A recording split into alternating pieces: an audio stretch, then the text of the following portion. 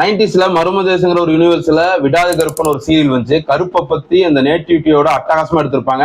அதை டைரக்ட் பண்ணது வந்து பாத்தீங்கன்னா நாகான்னு ஒருத்தர். இந்திரா சௌதரராஜன் கதை எழுதியிருந்தாரு. மின்பிம்பங்கள் தயாரிச்ச ஒரு சீரியல். அந்த சீரியல் வந்து 90s கிட்ட ஒரு கட்டி போட்டுச்சுன்னே சொல்லலாம். அப்படி ஒரு த்ரில்லர் அண்ட் அந்த ஹாரர்ல வந்து மிரட்டி இருப்பானுங்க. அது கண்டிப்பா இப்ப இருக்க ஜென்சி நீங்க பார்க்கணும். அது யூடியூப்ல கூட இருக்கு. இப்போ கருப்பை பத்தி அந்த சீரியல் ஒண்ணு இருக்கு. அதே மாதிரி கடவுள் வந்து மனிதனை வந்து ஹெல்ப் பண்றதுக்கு வந்து நிறைய படம் அந்த மாதிரி வந்திருக்கு. எக்ஸாம்பிள் வந்து தமிழ்லேயே சொல்ல அரையன் 305 கடவுள்னு ஒரு படம், ஒரு சூப்பரா இருக்கும் அந்த படம் எமோஷனலா. அப்புறம் வந்து இந்தியில ஓஎம்ஜின்னு ஒரு படம் வந்துச்சு. அதுவும் வந்து கடவுள் வந்து ஒரு மனிதனுக்கு ஹெல்ப் பண்ணுவாரு. அதே மாதிரி ஒரு ஜானர்ல வந்திருக்க அப்புறம் தான் இந்த கருப்பு. படத்தோட கதை என்னன்னா, இந்திரன்ஸா ஒரு பிள்ளையும் கேரளால இருந்து இங்க வந்து தங்கத்தை கொண்டு வந்து இருக்கும்போது அதை வந்து திருடிட்டு போயிடறாங்க. அதனால இவர் வந்து போலீஸ் ஸ்டேஷன்ல போய் நியாயம் கேட்கிறாரு. அப்ப கோல்ட வந்து திருப்பிடுறாங்க. ஆனாலும் வந்து இது கோர்ட் மூலியமா தான் தர முடியும்னு சொல்றாங்க. அதனால வந்து இவர் கோர்ட்ல வந்து ஆர்ஜே பாலாஜிங்கிற வக்கீல்கிட்ட போய் இவர் வந்து இந்த கேஸை வந்து வாதாட வைக்கிறாரு. அவர் வந்து இந்த கேஸை வந்து வேணும்ட்டே இழுக்கிறாரு. இவர்கிட்ட நிறைய காசு போட பாக்குறாரு. அது தெரிஞ்சு இவர் கேட்கும்போது நீ யாரை வேணா வந்து வக்கீல எடுத்துக்கடா அப்படின்னு சொல்லி அவர் சொல்றாரு. அதனால அங்க இருக்கிற கருப்பு சிலையில போய் இவர் வந்து அது ஒரு வேண்டுதல், அதாவது மிளகாத்தூள் அரைச்சு போட்டா அந்த கருப்பு வருவார் அப்படின்னு சொல்லி ஒரு வேண்டுதல் இருக்கு. அதை போய் பண்றாரு. அதுக்கப்புறம் இவர் வேணுனதுக்கு அப்புறம் அந்த கருப்பு வந்துச்சா, இந்த ஆர்ஜே பாலாஜியோட அராஜகம் ஒளிஞ்சுதா, இதுதான் மீதி கதை.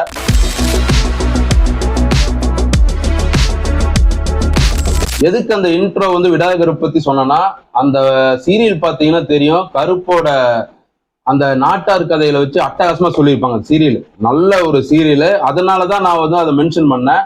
கருப்பு வந்து பாத்தீங்கன்னா அந்த எசன்ஸ் இல்ல, அந்த நேட்டிவிட்டி இல்ல, ஒரு உயிர் இல்லை அந்த படத்துல. அந்த கருப்பை வந்து அவங்க வந்து ஒரு ஃபேண்டசி எலிமெண்ட்டாக தான் யூஸ் பண்ணியிருக்காங்க. காந்தாரா வந்ததுக்கு அப்புறம் இந்த மாதிரி நிறைய சாமியாடி படங்கள்லாம் எடுக்கிறாங்க. ஆனா கருப்பு வந்து காந்தாரா மிஞ்சின ஒரு சாமி. அது நம்ம கூட வாழ்ந்து இறந்து போன ஒரு சாமி கருப்பு. அது இனியும் வந்து நம்ம ஊர்ல ஃபேமஸான ஒரு ஒரு கடவுள்னே சொல்லலாம். அதனாலதான் கருப்பு இங்க கொண்டு வந்திருக்காங்க. ஆனா அந்த கருப்பை பத்தி அவங்களோட ஆரிஜின் ஸ்டோரியை வந்து இவங்க வந்து ஸ்டடி பண்ண தவறிட்டாங்க. நிறைய கோவில், அத்தனை கோவில் இருக்கு கருப்பு சாமி பத்தி. அவங்க ஒவ்வொரு கோவிலும் ஒவ்வொரு கதை இருக்கு. அதை நீ உங்க போய் கேட்டு இருந்தாலே இந்த படத்தை வந்து இனியும் நல்லா எடுத்திருக்கலாம். அதுதான் வந்து மெயின் இந்த படத்தோட ஒரு மைனஸ் பாயிண்ட்னு சொல்லுவேன். படத்துல வந்து சூர்யா வந்து மிரட்டி இருக்காரு, நல்லா நடிச்சிருக்காரு. அவர்னாலதான் இந்த படம் வந்து ஒரு டேக் ஆஃப் ஆகுது. இந்திரன்ஸும் இந்த ஒரு பிள்ளையும் இந்த ஃபர்ஸ்ட் ஹாஃப் கதை போறதுக்கு வந்து முக்கியமா காரணமா இருக்காங்க. அந்த கதை இருந்துச்சு அந்த படத்துல. ஆனா செகண்ட் ஹாஃப்ல வந்து அப்படியே வந்து சூர்யாவுக்கு வந்து ஒரு குட் பேட் அக்லியா இந்த படம் மாறிடுச்சு. வராரு அடிக்கிறாரு போறாரு, வராரு அடிக்கிறாரு போறாரு, இந்த மாதிரிதான் படம் ஃபுல்லா இருந்துச்சு. ஒரு சீன்ல வந்து ஃபைட் சீன்ல வந்து ரெட் லைட்லாம் வந்து வேற லைட் அந்த போடும்போது நம்ம லுலுசவ மாறன் கூட சொல்லுவாரு, என்னடா இது பேங்காக் வாக்கிங் ஸ்ட்ரீட் மாதிரி ஆயிடுச்சு அப்படின்னு சொல்லுவாரு. அந்த மாதிரிதான் இருந்துச்சு அந்த படம். அதுல சாயா பெங்கர் வந்து காதுல கத்துன்னு கத்துறாரு. தனுஷ் வந்து இப்படி 3 எழுதும்போது 2 பேய் வந்து கத்துறீங்களா, அந்த மாதிரி ஒரு ஃபைட் ஸ்டார்ட் ஆச்சுனால இவர் முன்னாடி வந்துடுறாரு. அது வந்து பயங்கரமான ஒரு அதிர்ச்சியா இருந்துச்சு எனக்கு. ஏன்னா ஒரு இறைச்சல் மியூசிக் அப்படி இறைச்சலா இருந்துச்சு. ஆனா அனிருத்துக்கு வந்து இவர் வந்து அடுத்த இது போயிருக்காரு. ஏன்னா பிஜிஎம்லாம் நல்லாவே இருந்துச்சு சில சீன்லாம், அது வந்து இல்லைன்னு சொல்லக்கூடாது. ஆனா அந்த படத்துக்கு வந்து இவ்வளவு மியூசிக் தேவையா? கஜா முஜான்னு ஒரு மியூசிக் அடிச்சு தூக்கி இருக்காரு, அந்த அளவுக்கு அப்படி இருந்துச்சு படம். அப்புறம் இதுல ஆர்ஜே பாலாஜி வந்து வில்லனா வந்து நடிச்சிருக்காரு. எதுக்கு அவர் வில்லன் நடிக்கணும்? அவருக்கு அவ்வளவு பில்டப். எனக்கு தெரிஞ்சு பேரரசுக்கு அப்புறம் இவர் வந்து டைரக்டர் வந்து அவரை முன்னிறுத்தின இந்த படத்துல தான். சூர்யா கூட ஒரு சைடு ஆக்டர் மாதிரி தான் டீல் பண்ணியிருக்காரு கொஞ்ச நேரம், அப்படிதான் இருந்துச்சு. இவர் வரப்பு பில்டப் சாங் என்ன, அந்த இது என்ன, மியூசிக் எப்பா இவருக்கு வந்து முன்னிறுத்தி பண்றாரு பாரு. இது ஏதோ வந்து அவர் வந்து இந்த படத்தை முதல்ல எடுத்துட்டு இருக்கும்போது சூர்யா இடையில வந்து கதை கேட்ட மாதிரி தான் எனக்கு இருந்துச்சு. ஒரு எக்ஸ்டெண்டட் கேமியோ சூர்யா. ஆனா அவர் வந்த சீன்லாம் நல்லா தான் இருந்துச்சு, அது வந்து குறையில்லை. ஆனா வில்லன் வந்து ஒரு ஸ்ட்ராங்கான வில்லன் கிடையாது. படத்துல நிறைய கேரக்டர் வேஸ்ட் பண்ணிருக்காங்க. சுவாசிகாலாம் வந்து கூடவே இருந்த குமார் மாதிரி பேசாம நிக்கிறாங்க. லப்பர் பந்துல அப்படி ஒரு நடிகர் அவங்களா, இப்படியா வேஸ்ட் பண்ணுவீங்க? அது வந்து மிகப்பெரிய ஆர்ஜே பாலாஜி வந்து இந்த டைரக்ஷன் கிராஃப்ட்ல வந்து ஒரு மிஸ் ஆன மாதிரி தான் இருந்துச்சு. ஏன்னா அவர் வந்து எல்கேஜி மூக்குத்தி எல்லாம் நல்லா எழுதியிருப்பாரு, நல்லா இருந்திருக்கும், அந்த படம் நல்லா தான் இருக்கும். ஆனா இதுல வந்து இவர் முன்னிறுத்தி பண்ணங்காட்டி இந்த படத்தோட பல லாஜிக் மிஸ்டேக் அந்த மாதிரி நிறைய வந்து வேஸ்டா போச்சு. இன்னொன்னு வந்து ஃபர்ஸ்ட் ஹாஃப்ல வந்து அந்த கதை இருக்குங்காட்டி அந்த நகர்ந்துச்சு அந்த படம் கொஞ்சம் நல்லாவே. ஆனா செகண்ட் ஹாஃப்ல வந்து வில்லன் ஸ்ட்ராங்கான வில்லன் இல்ல. கருப்பு வந்து எவ்வளவு பெரிய சாமி, அவர் வரணும்னா ஆப்போனன்ட் எப்படி இருக்கணும், அந்த வில்லன் வந்து ஸ்ட்ராங்கா இருக்கணும். இது ஆர்ஜே பாலாஜி வந்து ரொம்ப வீக்கான வில்லனா இருக்காரு. அதுக்கு எதுக்கு கருப்பு வரணும்? கருப்போட குதிரை வந்தா கூட போதும் எனக்கு தெரிஞ்சு. ஏன்னா அவர் கருப்பு வரவே தேவையில்லை, இவன் ஒரு சப்ப மேட்ரு அந்த மாதிரி தான் இருந்துச்சு எனக்கு. அப்போ என்ன பண்ணிருக்கோம் செகண்ட் ஹாஃப்லன்னா மிகப்பெரிய, அதாவது அதுதான் சொல்றேன் ஸ்டடி பண்ணுங்கிறது. அந்த கருப்பு கதையில போய் கேட்டா கருப்புக்கு ஆப்போசிட்டா ஒரு வில்லன் இருந்திருப்பான் அந்த கதையில. அந்த வில்லனை வந்து இவர் வந்து போய் இந்த பலி கொடுத்தோ இந்த தவம் பண்ணி இந்த மாதிரி வந்து வெளியெடுத்து ஒரு ஆப்போனட் வில்லனா இவர் டார்க்கா வந்து பண்ணியிருந்தாருன்னா இந்த படம் வேற எங்கேயோ போயிருக்கும். இனியும் காந்தாரா விட ஒரு படி மேல போய் மச இருக்கு இந்த படம். அந்த மாதிரி இவர் பண்ண தவறிட்டாரு. இன்னொன்னு வந்து பாத்தீங்கன்னா கோர்ட் வந்து என்னது இது அப்படி அராஜகம் நடக்குது கோர்ட்ல. ஜட்ஜுமா கொண்டு எல்லாம் கெட்டவனா இருக்கானுங்க. இப்ப எப்படி பேட்மேன்ல காத்தம் சிட்டி இருக்கும் அப்படியே சிட்டி மாதிரி ஒரு ப்ராப்பரா இருக்காது.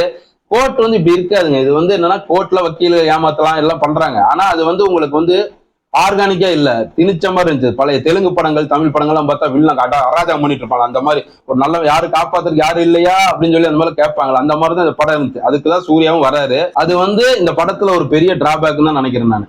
ஏன்னா கருப்புக்கு வந்து ஈக்குவலான வில்லன் கிடையாது. அதுதான் மெயின் ரீசன் இந்த படத்துல. கோர்ட்லாம் ஒண்ணும் இல்ல, கருப்பு இந்த மாதிரி சாமி தான் வந்து பெருசுன்னு சொல்லி ஒரு மிஸ்லீடும் பண்ணிருக்காங்க. அது வந்து எதுக்குன்னு தெரியல. ஏன்னா அது அந்த மாதிரி சொல்லக்கூடாது.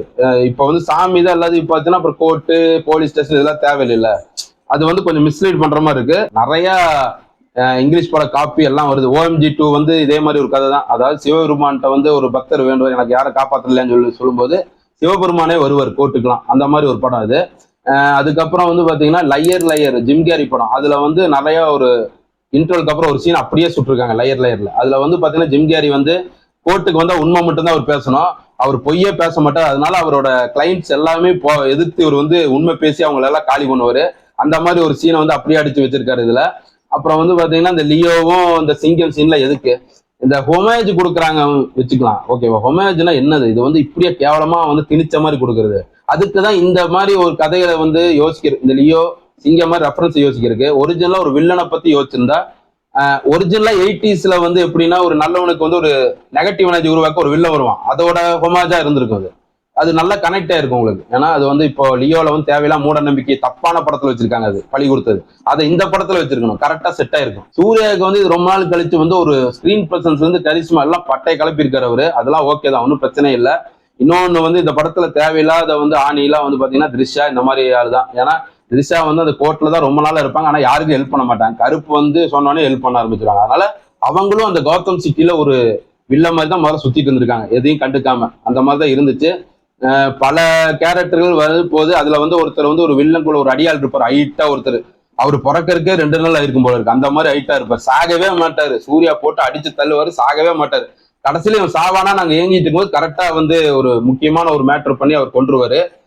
அது வந்து எங்களுக்கு நிம்மதி அடைஞ்சு செத்துட்டான் அப்படின்னு. ஏன்னா ஒரு ஜேம்ஸ் படத்துல ஸ்பை யூ லவ்ட் மீல வந்து குரு பாஸ் வில்லன் எல்லாருமே செத்துருவான். ஆனா அவன் அடியால் ஒருத்தர் இருப்பான், இரும்பு பல்லாம், கடைசி வரைக்கும் சாக மாட்டான். அவன் தப்பிச்சு கூட போயிருவான்.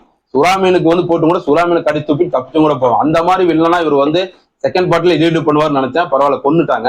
அது ஒரு சந்தோஷமான விஷயமா தான் இருந்துச்சு. சூர்யாவுக்கு வந்து இது வந்து ரொம்ப நாள் கழிச்சு ஒரு ஹிட்னு நினைக்கிறேன் நான். நிறைய ஃபேமிலிஸ் எல்லாம் வந்து நிறைய பேர் கூட்டம் வந்திருந்தாங்க. அவங்க வந்து என்ஜாயும் பண்ணிட்டு இருந்தாங்க. அந்த மாதிரி தான் வந்து இருந்தது. ஏன்னா இவங்களுக்கு வந்து தியேட்டர்ல ஒரு படம் இருக்குன்னு வேற படமும் இல்லை. அதனால இந்த படத்தை என்ஜாய் பண்றாங்களான்னு தெரியல. நீ வரும் வாரங்கள்ல வந்து இந்த படம் ஹிட்டா ஃப்ளாப்பா என்னன்னு தெரிஞ்சிடும். RJ பாலாஜி வந்து ஒரு பெரிய ஹீரோ வச்சு எடுத்தங்காட்டி இவர் வந்து நிறைய திணறிருக்காரு படம் ஃபுல்லா ஹீரோயிசம் காமிக்கணும்னு. அந்த மாதிரி தான் இந்த படம் ஃபுல்லாவே இருந்துச்சு. அவரோட மூக்குத்தி அம்மன் LKGல வந்து நல்ல நீட்டான ஒரு படமா தான் இருந்தது. எனக்கு நல்ல டயலாக் எல்லாமே சூப்பரா இருந்தது அந்த படம். இதுல வந்து பாத்தீங்கன்னா செகண்ட் பார்ட்டுக்கு ஒரு லீடு வைக்கிறாரு. அது வந்து என்னத்துக்குன்னு தெரியல. ஏன்னா இந்த படம் வந்து தப்பிச்சதே பெரிய விஷயம். இனி செகண்ட் பார்ட் வேற, அது நீயே எடுத்து நீங்களே பாத்துக்கோங்க வீட்டுல, யாருக்கிட்டையும் சொல்லாம. சரிங்களா? தேங்க்யூ.